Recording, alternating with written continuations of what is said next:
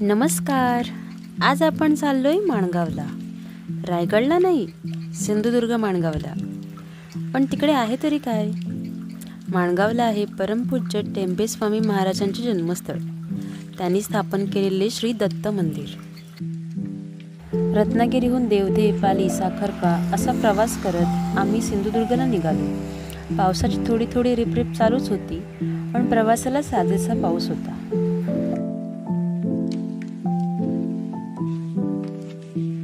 सकाळी लवकर घरातून निघाल्याने नाश्ता केला नव्हता. तर 10च्या सुमारास आम्ही वाटेतच लागणाऱ्या हॉटेल गुरुमाऊली येथे नाश्ता करण्यासाठी थांबलो. तुम्ही सुद्धा या राऊटने जर प्रवास करत असाल तर हे एक उत्तम ठिकाण आहे राहण्यासाठी आणि जेवणासाठी सुद्धा. इथे आम्ही डोसा आणि मिसळ खाल्ली. खूप छान होती आणि पुन्हा पुढच्या प्रवासाला निघालो.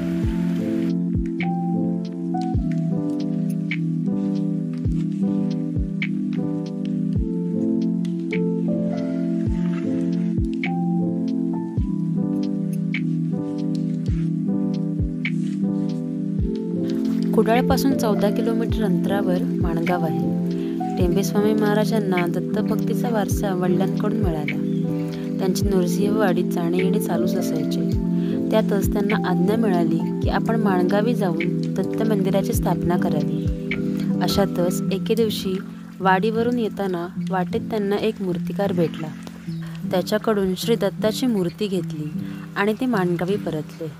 1805 साली माणगाव येथे छोटेसे दत्त मंदिर बांधून तेथे मूर्तीची स्थापना करण्यात आली.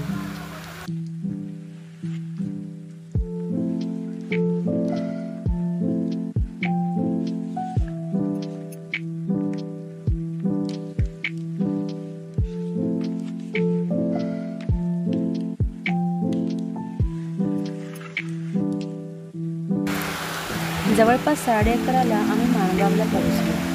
12च्या अगोदर पोहोचल्याने आम्हाला आरतीचा लाभ मिळाला.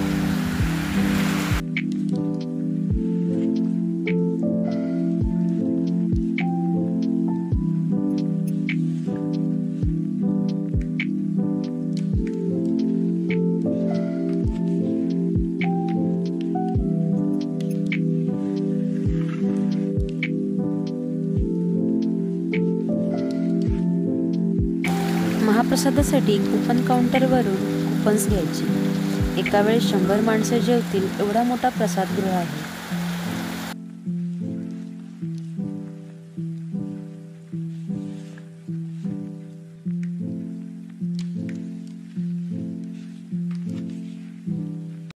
महाप्रसाद घेऊन झाल्यानंतर आम्ही तेथीलच आई यक्षिणी देवी मंदिराला भेट देऊन आलो.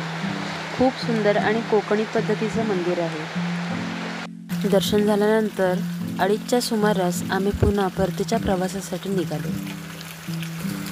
आपल्या मित्रपरिवारासह आवर्जून या ठिकाणाला भेट द्या आणि असे नवनवीन ट्रॅव्हल व्हिडिओज पाहण्यासाठी चॅनलला सबस्क्राईब करा. धन्यवाद.